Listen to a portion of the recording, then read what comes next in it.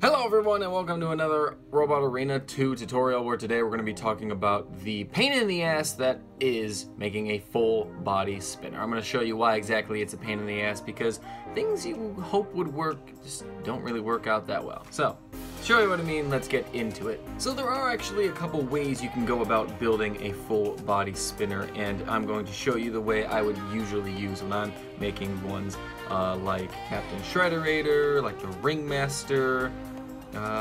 Gigabyte, I guess, is kind of similar in this way. It's not actually having the body spin. It's literally just having something that surrounds the body spinning. And so, for a quick demonstration, I have made a circular body. You throw in a Z-Tech, you go to your extenders, go to the disc, go to the biggest disc, put it on, bang. And then you put anything, whatever weapon you want to have on the end of it.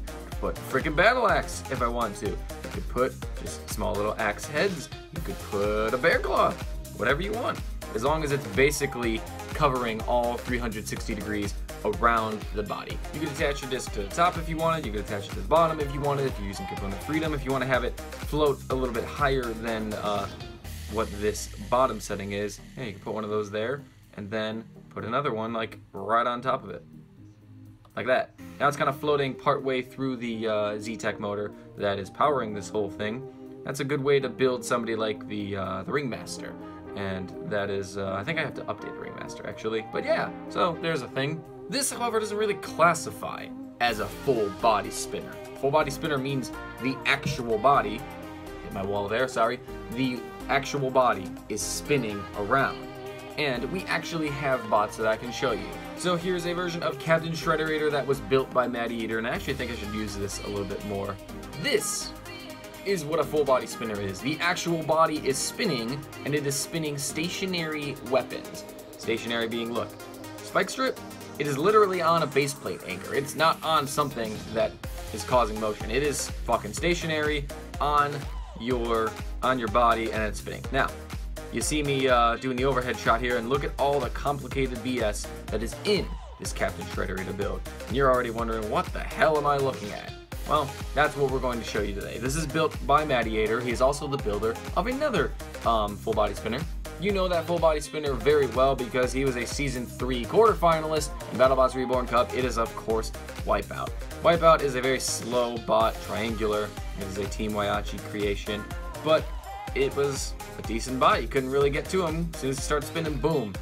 Look at that full body spinning.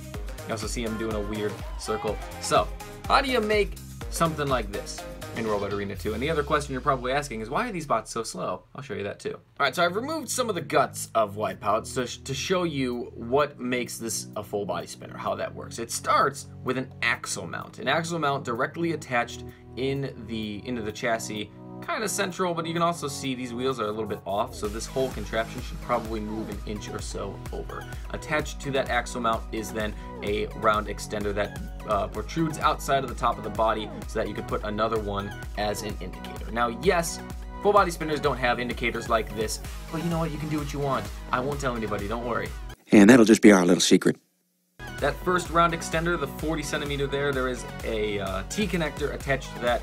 That is then connecting two servo motors, which are slightly angled, and then you've got your mini wheels, and there you go. That is what drives your robot. Now, you're probably wondering, why are these servo motors angled? I think it's simply because it's got to make up the height difference with as little pieces as possible. So by angling it, you don't have to like take an extender, bring it back down to an appropriate level. This is at a pretty good level right now, the way it's just angled on the motor, and then the wheels there. It's all the same, it really is. Now you're probably wondering, well, why are there servo motors? Well, you saw how the machine moved earlier, right? So here I am updating Y-Pout with some Redbird motors. It's got the same concept. You've got the axle mount here, and then I used a square extender. I didn't put the other one for the indicator because this is good enough for me. T-connector, Redbirds on an angle to mini wheels that just barely protrude out of the bottom of the chassis. Pretty much the same exact thing you saw, just with different motors. Now, he has a little bit more pace to him. Not a lot, Y-Pout. There's not a lot of pace. And you can see he's kind of spinning around a little bit on his own. But as soon as we try to spin the weapon, we are stationary. We are pretty stationary. We ain't going anywhere. If I pulse it, not really doing anything. He's staying in one place. So you may be thinking, well, maybe that axle mount thing is the issue. Oh, no, no, no. It is not. Let me show you why. So here's another Y-Pout version where I have just taken out all of those guts and just threw in a couple Z-Tech motors on the shiny hub wheels that match these ones on the outside here. I just crappily threw them in. I wasn't trying to be neat or anything. So, little bit of a pace issue still, because you've got 2 motors with 2 wheels that are trying to move this bot, and then you've got 3 that are stationary, that are causing a lot of resistance. And the issue with this design, without that axle mount, let's spin. I'm still holding straight, and I ain't moving an inch. Why do you think? Because those 2 motors now are getting spun in a circle.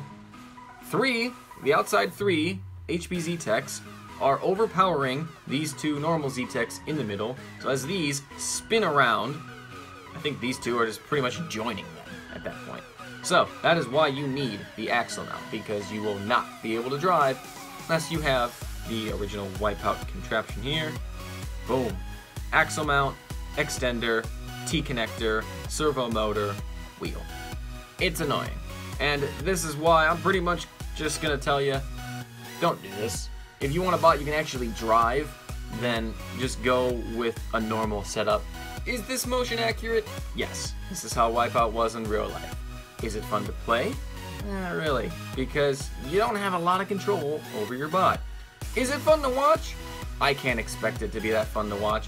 You guys let me know, because you saw Y-Pout throughout the cup. So yeah, if you're looking to build any type of horizontal spinner, you might want to sacrifice a little bit of accuracy for a little bit of better performance. Here is Gigabyte, of course, who has the original idea I was saying, where you have a Z-Tech in the middle, attach a disc, attach some weapons.